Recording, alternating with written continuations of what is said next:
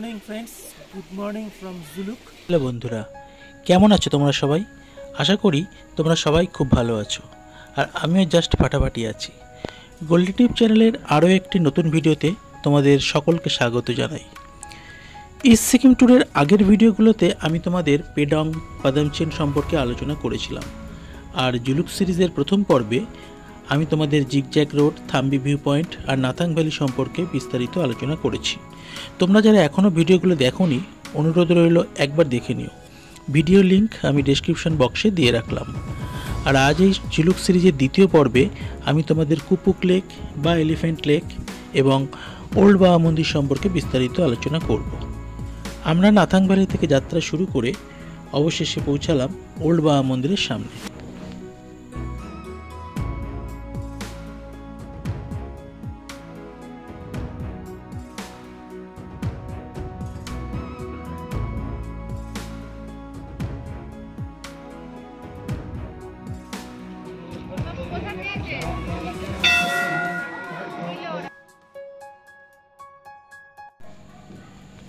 এই বাবা মন্দিরের উচ্চতা প্রায় 14,000 ফিট।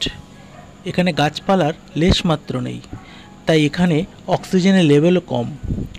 বাবা হরভজন সিংয়ের স্মৃতি এবং তার প্রতি শ্রদ্ধা জানানোর জন্য এই স্মৃতি মন্দিরটি তৈরি করা হয়েছে। হরভজন সিং ছিলেন ইন্ডিয়ান আর্মির অন্তর্গত পাঞ্জাব রেজিমেন্টের একজন ভারতীয় সৈনিক। 1968 সালে তিনি তুকলা থেকে একদল মালবহ খচ্চরকে রেস্কিউ করে আনার সময় খাদে পড়ে যান। অনেক খোঁজাখুঁজি করার পরেও তার দেহ পাওয়া যায়নি। এর বেশ কিছুদিন যাবার পর তিনি তার সহকর্মীকে স্বপ্নে বলেন তার দেহ কোথায় আছে। সেইখানে তার দেহ পাবার পর সবাই বিশ্বাস করেন তার উপস্থিতি। জানা যায় ওনার মৃত্যুর পরেও উনি এখনও পর্যন্ত বর্ডারে পাহারা দিয়ে চলেছেন। কখনো কোনো চেনা শত্রুর আভাস পেলেই আগে থেকেই উনি কারো স্বপ্নে এসে জানিয়ে দেন, যার ফলে কোনোদিনও এখানে শত্রুপক্ষ প্রবেশ করতে পারে না।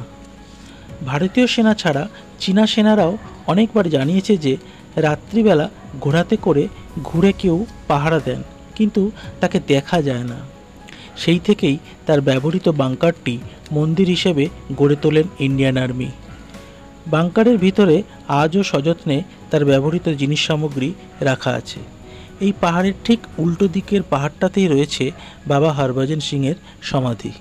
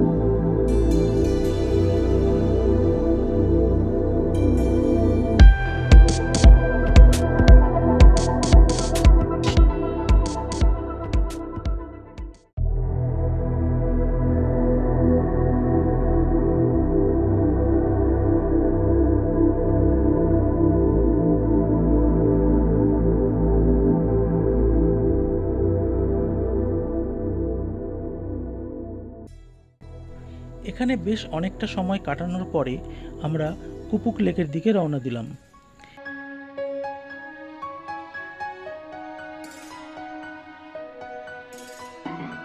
এই কুপুক লেকের শেপ অনেকটা হাতির মতো দেখতে, তাই একে এলিফ্যান্ট লেকও বলা হয়ে থাকে। প্রায় 14,000 ফুট উচ্চতায় কুপুক লেকের সামনে হাড় কাঁপানো ঠান্ডায় আমরা আর বেশিক্ষণ দাঁড়াতে পারলাম না।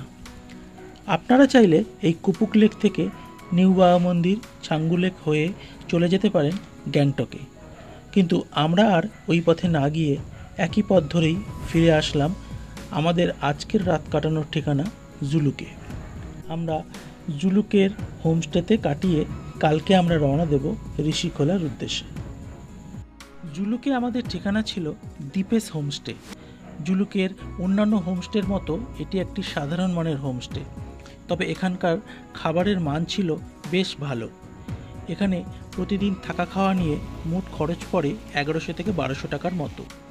এখানে সন্ধ্যায় স্ন্যাক্স হিসাবে আমাদের দেওয়া হয়েছিল গরম গরম ভেজ পকোড়া আর চা, সাথে আমরা নিয়েছিলাম 2 প্লেট স্টিম মোমো।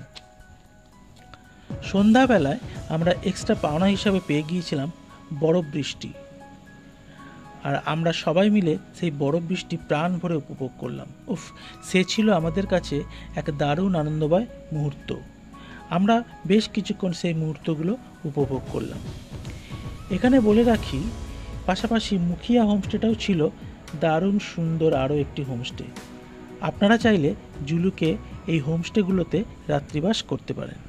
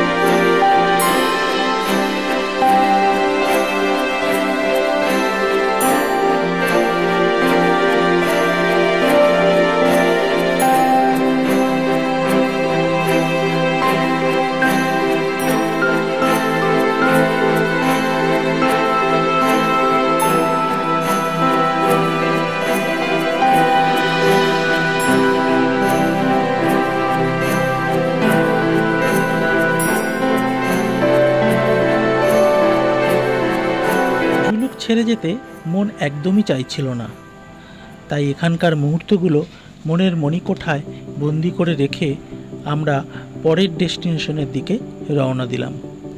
পরবর্তী ভিডিওতে আমি তোমাদের দেখাবো ঋষি নদীর ধারে অবস্থিত দারুণ এক অব্বির জায়গা ঋষিখোলা, এবং আরও কিছু sightseeing, Vishwavinayak temple, Ganesh temple, Aritar lake ইত্যাদি।